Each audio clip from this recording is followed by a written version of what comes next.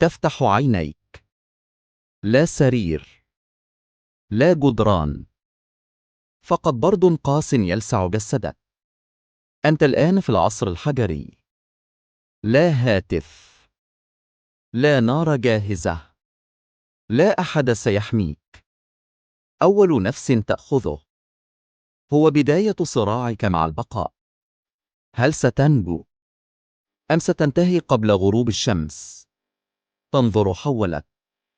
الطبيعة ليست جميلة هنا، بل قاتلة.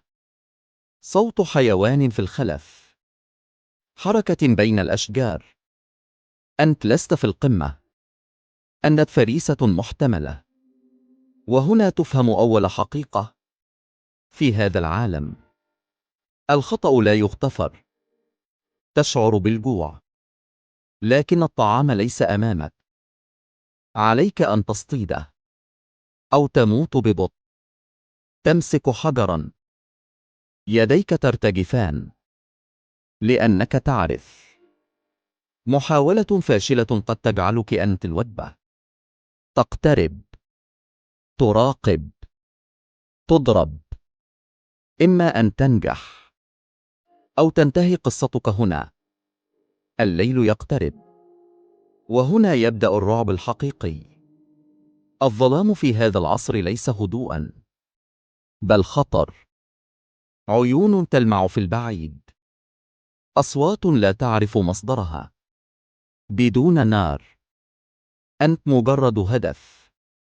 وهنا تدرك أن النار ليست رفاهية، بل حياة أو موت تحاول إشعالها.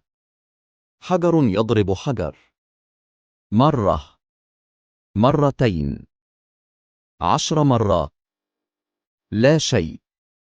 اليأس يتسلل، لكنك تستمر، لأن الاستسلام هنا يعني نهاية أكيدة.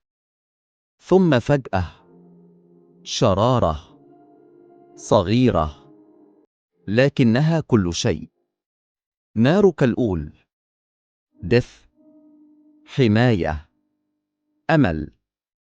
تمر الأيام، تتعلم، تسقط، تنهض.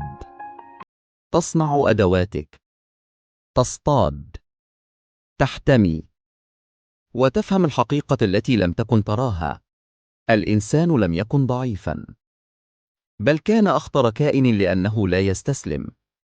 ومع الوقت لم تعد مجرد ناج، أصبحت جزءا من هذا العالم. تعرف كيف تعيش، كيف تحمي نفسك، كيف تبني. وهنا تصل للنهاية. نعم، نجوت. نعم، تعلمت كيف تعيش من لا شيء. نعم، أصبحت إنسانا حقيقيا في عالم لا يرحم.